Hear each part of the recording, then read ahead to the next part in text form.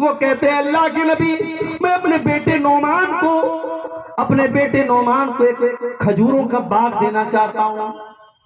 آپ نے پوچھا ہے اے بشیر کیا آپ کے اور بھی بچے ہیں؟ کہا ہے اللہ کے نبی میرے اور بھی بچے ہیں۔ آپ نے فرمایا کیا تم نے تمام بچوں کو کھجوروں کا باغ دیا ہے؟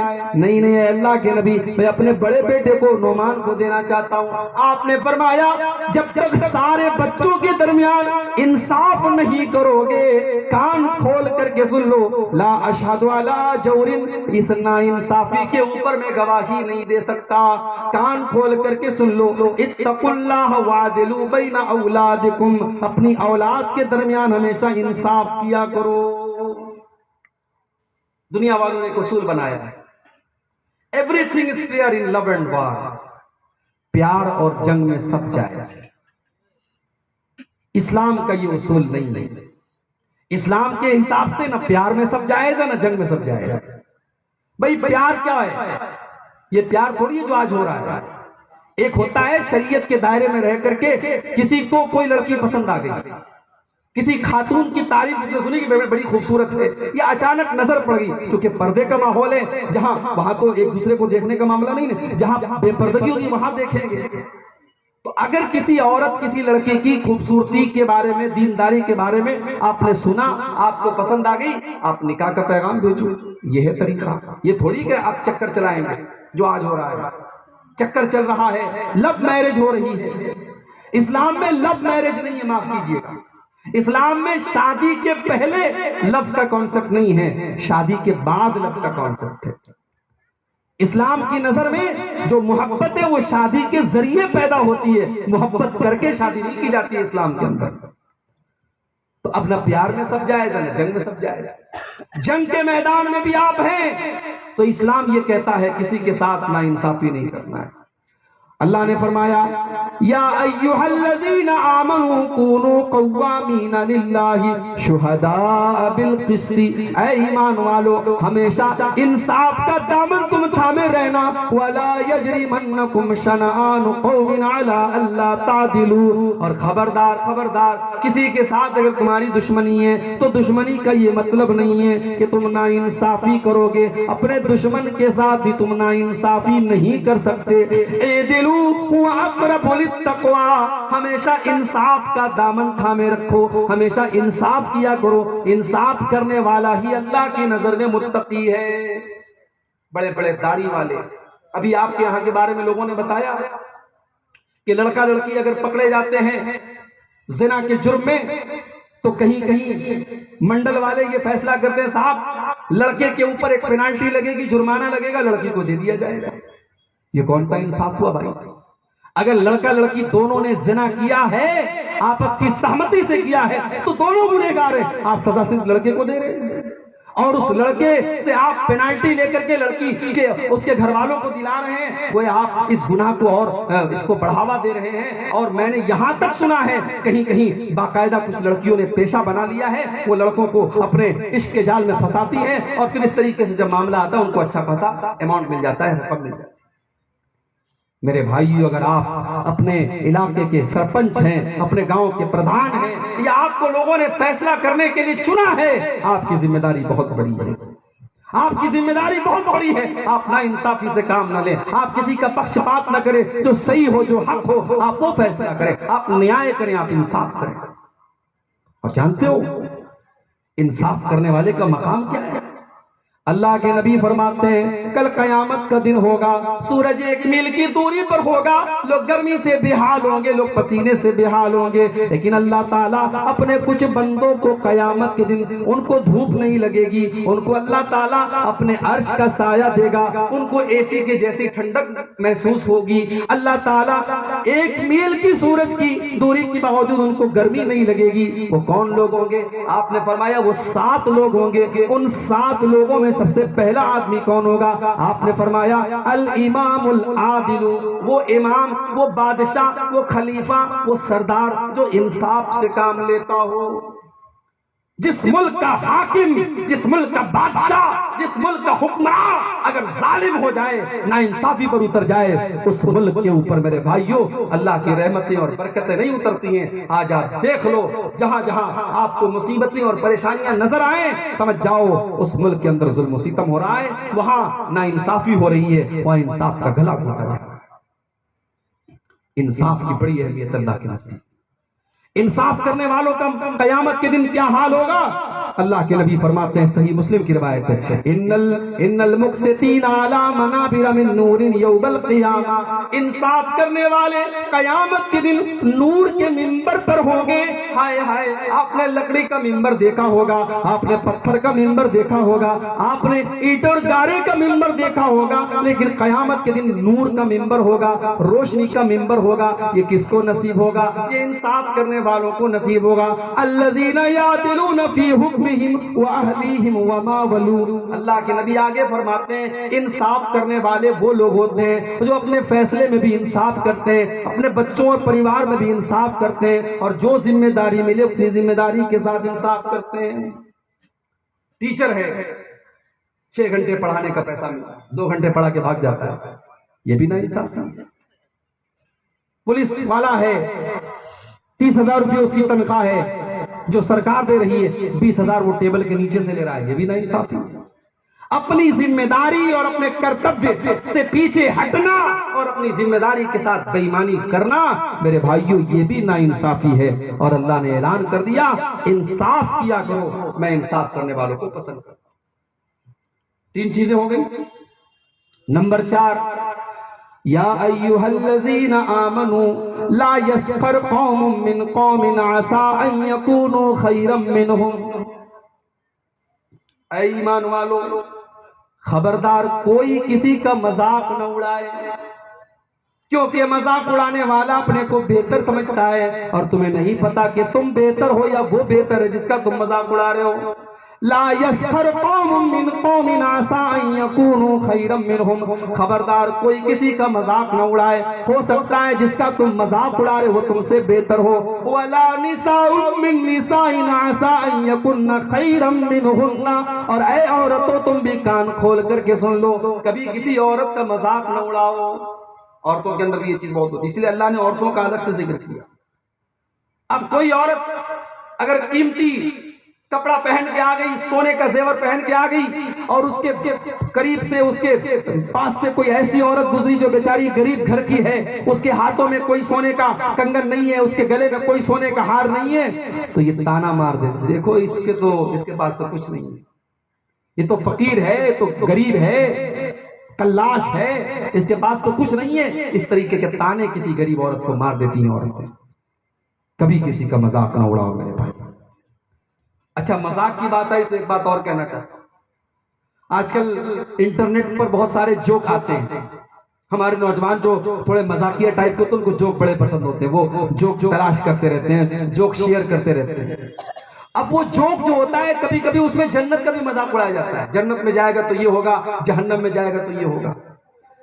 खबरदार कभी जन्नत का मजाक मत उड़ाना, कान खोल करके सुन लो, कभी जहन्नम का मजाक मत उड़ाना, कभी कुरान का मजाक मत उड़ाना, कभी नमाज का मजाक मत उड़ाना, वरना इस बात का डर है, अगर आपने जन्नत का, जहन्नम का, फरिश्तों का, या कब्र का, या नमाज का अगर आपने मजाक उड़ाया, तो इस बात का डर है कि उस मजाक उड़ाने की वजह से आप इस्लाम से खारिज हो जाएंगे, काफिर हो जाएंगे, आप ईमान से निकल जाएंगे।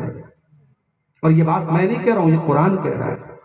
कुल अबिल्लाहि व आयातिही व रसूलिही कुंतुम तस्तहज़िऊन। ऐ नबी, इन मुनाफिकों से कह दो, क्या तुम अल्लाह का मजाक उड़ाते हो, उसकी आयतों का मजाक उड़ाते हो, उसके रसूलों का मजाक उड़ाते हो? ऐ नबी, अगर ये मुनाफिक कहते हैं हम तो ऐसे ही मजाक कर रहे थे, इनसे कह दो, ला तातज़िरू क़द कफ़रतुम बाद ईमानिकुम। ऐ मुनाफिकों, अब तुम्हारे पास कोई बहाना नहीं बचा, तुमने अल्लाह का मजाक उड़ा करके, रसूल का मजाक उड़ा करके, और अल्लाह की आयतों का मजाक उड़ा करके तुम काफिर हो गए, तुम ईमान से खारिज हो गए।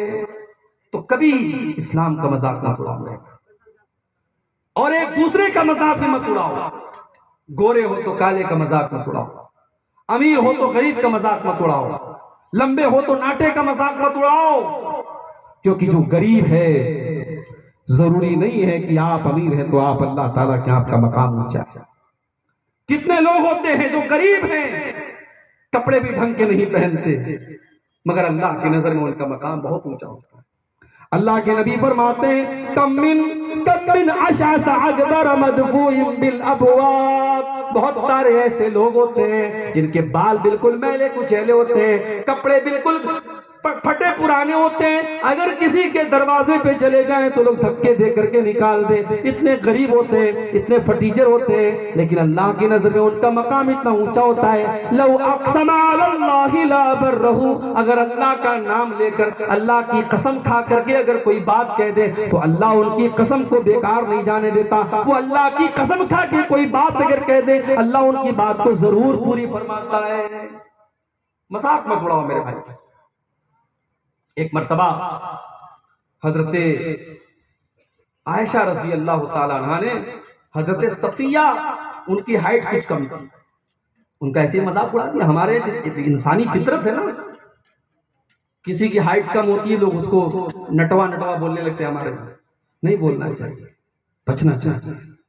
آپ نٹوا نٹوا کہہ رہے ہیں، اس کا مطلب آپ کو اپنی لمبائی، اپنی ہائٹ پر غرور ہے، یہ پسند نہیں ہے اللہ تعالیٰ۔ اب وہ مذاق اڑایا حضرت عائشہ نے حضرت صفیہ کا، اللہ کے نبی نے سن لیا کہ حسبک من صفیہ کذا و کذا، اے عائشہ تو نے صفیہ کے بارے میں ایسی ایسی بات کہی ہے، لو مزجت بماء البحر لمزجتہ، اتنی کڑوی کسیلی بات تو نے کہی ہے، اگر سمندر کے پانی میں ملا دی جائے تو سارا سمندر کا پانی خراب ہو جائے۔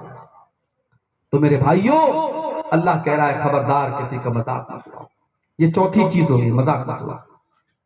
اچھا مذاق آپ کس چیز کا اڑائیں گے؟ شکل کا اڑائیں گے، چہرے کا اڑائیں گے، پیسے کا اڑائیں گے؟ اللہ تعالیٰ نہ پیسہ دیکھتا ہے، نہ چہرہ دیکھتا ہے، نہ شکل دیکھتا ہے۔ اللہ کیا دیکھتا ہے؟ ان اللہ لا ينظر الى صورکم واجسامکم واموالکم، اللہ تعالیٰ تمہاری شکلوں کو نہیں دیکھتا، تمہارے جسموں کو نہیں دیکھتا، تمہارے مال کو نہیں دیکھتا، ولکن ينظر الى قلوبکم واعمالکم، اللہ تعالیٰ تو تمہارے دلوں کو دیکھتا ہے، تمہارے عمل کو دیکھتا ہے۔ اللہ تعالیٰ کے دل دیکھا جائے گا، اس کے عمل دیکھا جائے گا۔ تو یہ ہو گئی آپ کی چوتھی چیز کہ خبردار کوئی کسی کا مذاق نہ اڑائے۔ پانچویں چیز وَلَا تَلْمِزُوا أَنفُسَكُمْ، اور خبردار کسی کو تانے نہ مارا کرو، تانا نہ مارو، زبان سے اشارے سے کسی کو تانا مت مارو، یہ جہنمیوں کی نشانی ہے تانا مارنا۔ وَيْلٌ لِكُلِّ هُمَزَةٍ لُمَزَةٍ الَّذِي جَمَعَ مَالًا وَعَدَّدَهُ يَحْسَبُ أَنَّ مَالَهُ أَخْلَدَهُ، بربادی ہے، جہنم ہے تانا مارنے والے کے لیے، کسی کے اوپر الزام لگانے والے کے لیے، کسی کے اوپر تانا کرنے والے کے لیے، تو تانا مت مارو۔ اس کے بعد چھٹی چیز وَلَا تَنَابَزُوا بِالْأَلْقَابِ، اور کسی کو برے لقب سے یاد نہ کرو۔ کوئی پہلے شراب پیتا تھا، اب توبہ کر لیا، اب اس کو کہتے ہیں ارے یہ تو پیکڑ تھا، شراب پیتا تھا۔ نہیں، ایسا نہیں بولنا ہے۔ کوئی پہلے تمباکو کھاتا تھا، گٹکا کھاتا تھا، آج بیچارہ نیک ہو گیا، سدھر گیا، اب آپ کہہ رہے ہیں ارے یار چلو زیادہ بات مت بتاؤ، تم بہت گٹکا کھاتے تھے۔ اس طریقے سے کسی کی پچھلی زندگی کا نام لے کر کے اس کو تانا مارنا یہ صحیح نہیں ہے۔ ابو جہل بہت بڑا ظالم تھا، اس امت کا فرعون کہا اللہ کے نبی نے اس کو۔ ابو جہل کا بیٹا، نام نوٹ کر لو، بچہ پیدا ہو تو یہ نام رکھ دینا، الٹے سیدھے نام مت رکھا کرو، اکرما نام۔ ابو جہل کے بیٹے کا نام اکرما تھا اور وہ مسلمان ہو گئے، صحابی ہو گئے۔ ایک مرتبہ حضرت اکرما آتے ہیں، کچھ صحابہ ان کو دیکھ کر کے کہتے ہیں ارے یہ تو ابو جہل کا بیٹا ہے، اس امت کے فرعون کا بیٹا ہے۔ اللہ کے نبی کے کانوں میں یہ آواز پڑ گئی، آپ نے کہا خبردار خبردار، کیا تم نے قرآن کی یہ آیت نہیں پڑھی ہے وَلَا تَنَابَزُوا بِالْأَلْقَابِ، خبردار کسی کو برے لقب سے تم یاد نہ کرنا۔ ایک مرتبہ اللہ کے نبی گھر آئے، آپ کی بیوی صفیہ رو رہی تھی. آپ نے پوچھا صفیہ کیا بات ہے, کیوں رو رہی ہو؟ کہا اللہ کے نبی مجھے آپ کی دوسری بیویاں کہتی ہیں میں یہودی ہوں اور یہودی باپ کی بیٹی ہوں. اے اللہ کے نبی میں تو آپ کی بیوی ہوں, میں تو آپ کے اوپر ایمان لے آئی ہوں, اگر میرا باپ یہودی تھا اس میں میرا کیا قصور ہے؟ آپ کی بیویاں مجھے یہودی کہتی ہیں, یہودیوں کی اولاد کہتی ہیں. آپ نے ان کو تسلی دی. آپ نے کہا اے صفیہ ایسی کوئی بات نہیں ہے, تم تو حضرت ہارون کی بیٹی ہو, تم لوگوں سے کہہ دیا کرو میرے باپ تو ہارون ہے, میرے چچا تو موسیٰ ہے, میرے شوہر تو محمد رسول اللہ ہے, میری تو تین نبیوں سے رشتہ داری ہے, میرا باپ بھی نبی ہے, میرا چاچا بھی نبی ہے, میرا شوہر بھی نبی ہے. یہ مقام تو میری بیویوں میں کسی کو حاصل نہیں ہے جو مقام تم کو ملا ہے صفیہ. وَلَا تَنَابَزُوا بِالْأَلْقَابِ, خبردار کسی کو برے لقب سے یاد مت کیا. تو یہ ہو گئی آپ کی چھ. اس کے بعد اللہ فرماتا ہے ساتویں چیز, یا ایھا الذین آمنوا اجتنبوا کثیرا من الظن, اور اے ایمان والو بہت زیادہ لوگوں کے بارے میں گمان مت کیا کرو, اپنے من سے اندازہ نہ لگایا کرو, اپنے من کی کھیر نہ پکایا کرو. ان بعض الظن اسم, جب تم گمان لگاؤ گے تو بہت سارے گمان گناہ بن جاتے ہیں. گمان مطلب بدگمانی مت کیا کرو, بدگمانی مت کیا کرو, اپنے من سے کسی کے بارے میں فیصلہ مت کیا کرو میرے بھائی. ایک صحابی اللہ کے نبی کے پاس آئے, کہا اللہ کے نبی نے گورا, میری بیوی بھی گوری, بچہ کالا پیدا ہو گیا. اے اللہ کے نبی مجھے ایسا لگ رہا ہے میری بیوی نے میرے ساتھ غداری کی ہے, بے وفائی کی ہے. اپنی بیوی کے اوپر شک کر رہے ہیں, اپنی بیوی کے اوپر بدگمانی کر رہے ہیں. اب ذرا اللہ کے نبی کا جواب سنو. آپ نے پوچھا کیا تمہارے پاس اونٹ ہے؟ کہا اللہ کے نبی میرے پاس بہت اونٹ ہے. آپ نے فرمایا کس رنگ کے اونٹ ہے؟ کہا اللہ کے نبی سب سرخ رنگ کے, لال والے اونٹ ہیں, سرخ والے اونٹ ہیں. آپ نے پوچھا کیا تمہارے اونٹوں میں کوئی مٹیالے رنگ کا بھی ہے؟ کہا اللہ کے نبی کچھ مٹیالے رنگ کے بھی ہیں. آپ نے پوچھا یہ لال اونٹوں میں مٹیالے رنگ کے اونٹ کہاں سے آ گئے؟ کہا اللہ کے نبی ہو سکتا ہے ان اونٹوں کی نسل میں ان کے باپ دادا میں کوئی مٹیالہ رہا ہو اور کوئی رنگ کھینچ کر کے چلی آئی ہو اور بچہ اس کا مٹیالہ پیدا ہو گیا ہو. کہا ہے میرے پیارے صحابی اگر تمہارے لال اونٹوں میں مٹیالے رنگ کا اونٹ پیدا ہو سکتا ہے تو گورے لوگوں کے گھر میں کالا بچہ بھی پیدا ہو سکتا ہے. بدگمانی نہ کیا کرو, برا گمان نہ کیا کرو. بدگمانی زہر ہے. کتنے گھر تباہ ہو گئے. کوئی آتا ہے آپ کے پاس, کتنی نوکری, تمہاری کتنی تنخواہ ہے, سیلری کتنی ہے؟ ارے یار کیا بتاؤں 5,000 روپیہ سیلری مل رہی. ارے یار 5,000 میں کیسے گزارا ہو رہا ہے تمہارا؟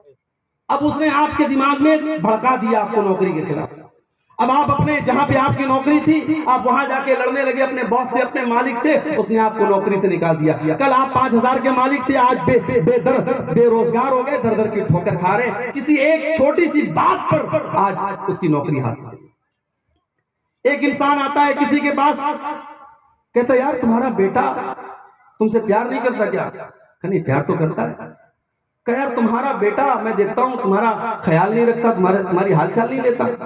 کہا یار شادی ہو گئی ہے, بچے ہو گئے, بڑا بزی رہتا ہے. کہا کچھ نہیں, اسے تم سے پیار وار نہیں ہے, شادی ہو گئی تو بیوی بچوں میں لگ گیا, باپ کی پرواہ نہیں کرتا ہے. اتنا کہنا تھا, اس نے آپ کے دل میں آپ کے بیٹے کے خلاف بدگمانی ڈالی. گھر آئے, بیٹے سے جھگڑا ہوا, باپ بیٹے میں جھگڑا ہو گیا اور باپ الگ ہو گیا, بیٹا الگ ہو گیا. ایک بدگمانی میں باپ بیٹے میں لڑائی ہو گئی. شوہر اور بیوی کے درمیان طلاق ہو جاتی ہے میرے بھائیوں, بیوی کو طلاق دے دیتا ہے شوہر صرف ایک بدگمانی کی وجہ سے. اس لیے اللہ کہہ رہا ہے خبردار بدگمانی نہ کیا کرو, بدگمانی کرنا بہت بڑا گناہ ہے. نمبر 8 ولا تجسسوا, اور جاسوسی نہ کیا کرو. کون کتنا کما رہا ہے, کس کے گھر میں کیا کھانا پک رہا ہے, کس کے گھر میں کیا آ رہا ہے, کیا جا رہا ہے. کچھ لوگوں کو اپنے سے زیادہ دوسروں کی ٹینشن رہتی ہے. وَلَا تَجَسَّسُوا, ایک دوسرے کی جاسوسی نہ کیا کرو, ٹوہ میں نہ لگے رہا کرو. اللہ کے نبی نے ایک صحابی کو دیکھا کہ ان کے کمرے میں تاک جھانک کر رہے ہیں. آپ نے فوراً ڈانٹا. آپ نے کہا اگر کوئی کسی کے کمرے میں تاک جھانک کرے اور وہ پتھر مار کر کے اس کی آنکھ پھوڑ دے تو اس کے اوپر کوئی سزا نہیں ہے. اتنا بڑا گناہ ہے بغیر اجازت کسی کے گھر پہ دروازے پہ جا کے تاک جھانک کرنا. बुखारी के हदीस में आपने फरमाया मन इस्तमा इला कौमिन वहुम लहू कारिहून सुब्बा फी उज़ुनैहि अलआन को यौमल क़ियामा। किसी दूसरे की बात बगैर इजाजत के सुनने वाले के कान में क़यामत के दिन पिघला हुआ लोहा डाला जाएगा, पिघला हुआ लोहा डाला जाएगा उसके कान में, क्योंकि दूसरों की बात सुनता था बगैर इजाजत। बगैर इजाजत आप कॉल रिकॉर्डिंग करते, गलत है। बगैर इजाजत किसी का मोबाइल चेक करते हैं, गलत है। बगैर इजाजत किसी की तस्वीरें देखते हैं, गलत है। जासूसी की तमाम शक्लें मेरे भाइयों गलत है, और इससे भी झगड़े पैदा होते हैं। इसलिए अल्लाह ने कहा वला तजस्सुसू, जासूसी न किया। उसके बाद नंबर 9 वला यग़्तब बाज़ुकुम बाज़ा, और ईमान वालों खबरदार एक दूसरे की गीबत न किया करो, एक दूसरे की बुराई न किया करो। गीबत किसको कहते हैं? गीबत का मतलब ये है कि अब्दुल गफ्फार साहब की गैर मौजूदगी में आप बुराई कर रहे हैं। अब्दुल गफ्फार साहब सामने करेंगे तो ये तो बोतान है, पीछे कर रहे हैं, मैं मौजूद नहीं हूं और आप मेरी बुराई कर रहे हैं। वो बुराई अगर मेरे अंदर मौजूद है तब भी वो गीबत है, और बुराई अगर नहीं है तब तो बोतान है।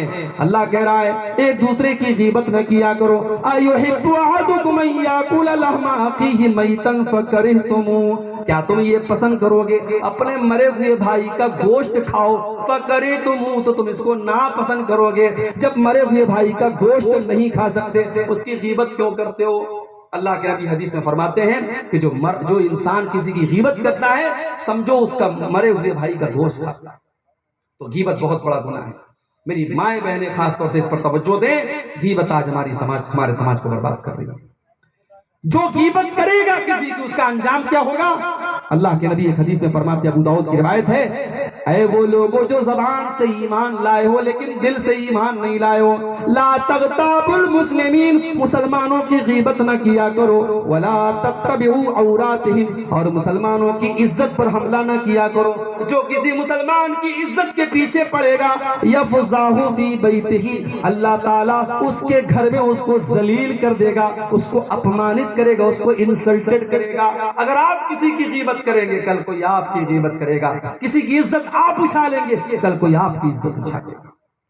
तो गीबत मत करो। अब ये 9 चीजें हो गई। हमारे शेख नूर मोहम्मद खातिर साहब बंगाली वक्ता भी तशरीफ ला चुके हैं। आखिरी चीज 10वीं चीज में बयान करके बात करूंगा। ये 10 चीजें हैं, आपको भी मैं दावत देता हूं। कुरान खोलिए 26वां पारा सूरह हुजरात आयत नंबर 6 से लेकर के 13 तक इत्मीनान से बैठ करके आप ये तकरीर आपने सुनी है, लेकिन घर जाके आप इत्मीनान से एक बार खुद भी स्टडी कर लीजिए और देखिए कि इसके अंदर जितनी चीजें बयान हुई हैं कहीं ऐसा तो नहीं वो चीज हमारे अंदर। 10वीं चीज क्या है? बिरादरीवाद। मैं अंसारी हूं, मैं शेख हूं, मैं सैयद हूं, मैं शेरशाहबादी हूं। ठीक है भाई, तुम हो शेरशाहबादी, तुम हो अंसारी, तुम हो शेख, तुम बिरादरी, तुम अपनी बिरादरी पर ठीक है, तुम्हें खुशी है अपनी बिरादरी पर, तुम नाच करते हो वो भी ठीक है, मगर किसी दूसरी बिरादरी को हकीर समझना और ये सोचना कि साहब मैं तो उससे आला हूं, मैं उससे उत्तम हूं, मैं उससे अच्छा हूं, I am better than him, ये गलत है। कोई बिरादरी की बुनियाद पर ऊंचा और नीचा नहीं होता है। या अय्युहन्नास इन्ना खलकनाकुम मिन ज़करिन व उन्सा वजअलनाकुम शुअबन व क़बाइल लितआरफू। ऐ लोगो, तुम सब एक माता पिता की, एक आदम की, एक हव्वा की औलाद हो। तुम्हारी बिरादरियां हमने बनाई, तुम्हारे कबीले हमने बनाए, लितआरफू, ताकि पहचान बन जाए। ये शेरशाहबादी है, ये शेख है, ये अंसारी है, ये फलां है, ये पहचान के लिए बनाया था, ये तकब्बुर करने के लिए, अहंकार करने के लिए नहीं बनाया था। बिहार में एक जगह है दरभंगा के करीब में, गांव का नाम मैं भूल रहा हूं, वहां बाकायदा गांव के बीच में दीवार खड़ी है, इस रास्ते से अंसारी जाएंगे, इस रास्ते से शेख जाएंगे। ये शर्म की बात नहीं है मेरे भाई। अभी मैं यूपी के अंदर एक जगह गया, वहां लोगों ने बताया कि मौलवी साहब यहाँ सब मुसलमान हैं, लेकिन बिरादरीवाद इतना है, कुरैशियों की मस्जिद अलग है, नाई बिरादरी की मस्जिद अलग है, खान बिरादरी की मस्जिद अलग है, अंसारी बिरादरी की मस्जिद अलग है, मस्जिदों में भी बंटवारे हो गए मेरे भाई। आज इस्लाम को हमने खुद नुकसान पहुंचाया है मेरे भाई। اس بھارت کی سرزمین پر آج اگر کروڑوں مسلمان ہیں تو آپ کبھی اتہاس اٹھا کے دیکھیے بھارت میں مسلمان کیسے پیدا ہوئے، اسلام کیسے آیا۔ جب عرب سے لوگ بزنس کرنے یہاں کے بھارت کے بندرگاہ پر اور سمندر کے راستے یہاں کے ساحل پر اترے تو بھارت میں بہت چھوت تھی۔ بھارت میں اونچی برادری کے جو غیر مسلم تھے، نیچی برادری کے غیر مسلم کو اپنے ان کے شریر کو اپنے شریر سے ٹچ ہونے نہیں دیتے تھے، اپنی چارپائی پر ان کو بیٹھنے نہیں دیتے تھے، ان کے پانی پینے کا گلاس الگ تھا، ان کا کھانا کھانے کا برتن الگ تھا۔ جب مسلمان یہاں آئے انہوں نے کہا کلمہ پڑھ دو، اسلام لے آؤ، کوئی جاتی اونچی نہیں، کوئی جاتی نیچی نہیں، کوئی کسی کے گلاس سے پانی پی سکتا ہے۔ جب اسلام کی مساوات اور اسلام کی ایکتا کا سندیش انہوں نے دیا تو لوگوں نے اسلام قبول کیا، مگر افسوس آج اسی اسلام کا ماننے والا برادریواد کے چکر میں پڑا ہے۔ میرے بھائیوں، اگر اللہ آپ کو توفیق دے کبھی حج کرنے چلے جاؤ، عمرہ کرنے چلے جاؤ، افریقہ کا کالا ہے، امریکہ کا گورا ہے، انڈیا پاکستان کا اردو ہندی بولنے والا ہے، نیپال کا نیپالی بولنے والا، بنگال کا بنگلہ بولنے والا، زبانیں الگ ہیں، کلچر الگ ہے، رنگ و نسل الگ ہے، سب کی زبان پر بس ایک اللہ کی تکبیر کے کلمات، لبیک اللہم لبیک، لبیک لا شریک لک لبیک، بس یہی کلمات ان کی زبان پر جاری ہیں۔ اور علامہ اقبال کہتے ہیں بندوں محتاج و غنی ایک ہوئے، تیرے دربار میں پہنچے تو سبھی ایک ہوئے۔ تو میرے بھائیوں، یہ اتحاد کی تعلیم اور انسانی مساوات کی تعلیم یہاں اللہ تعالیٰ نے دی۔ یہ 10واں پیغام ہے اللہ کا۔ یہ 10 چیزیں اگر ہم اس پر عمل کر لیں انشاءاللہ ہمارے مسائل جو ہیں وہ حل ہو جائیں گے اور خاندانوں میں جو جھگڑے ہیں وہ ختم ہو جائیں گے۔ یہ کچھ سوالات آئے ہیں۔ یہ بھارت دیش میں بھن بھن جاتی کے لوگوں کا نواس ہوتا ہے، لیکن مسلم سمودائے کو آتنکی ایوم ٹیررزم بولا جاتا ہے، وشیش کر بتائیں، جبکہ دیش میں آزادی نہ مسلم یا مسلمان آزادی کا حقیقی سہیوگی ہے، پھر بھی اتنا کمزوری ایوم ان کا آدرش کم کیوں ہے؟ ڈاکٹر محفوظ عالم صاحب کا یہ سوال ہے۔ دیکھیے، یہ میں سمجھتا ہوں کہ اس سوال کو ہمیں غیر مسلموں کو سمجھانے کی ضرورت ہے۔ اسلام کا آتنک کے ساتھ کیا تعلق ہے؟ میں اگر قرآن کی وہ آیتیں آپ کو پڑھ کے سناؤں جس میں اللہ تعالیٰ نے ایک نردوش کی ہتیا کرنے کو پوری مانوتا کا کی ہتیا بتایا ہے، جو قرآن یہ کہہ رہا ہے من قتل نفسا بغیر نفس او فساد فی الارض فکأنما قتل الناس جميعا، ایک انسان کی ہتیا کرنا، ایک نردوش کو قتل کرنا، پوری انسانیت کا قتل کرنا ہے، وہ اسلام آتنکواد کی تعلیم کیسے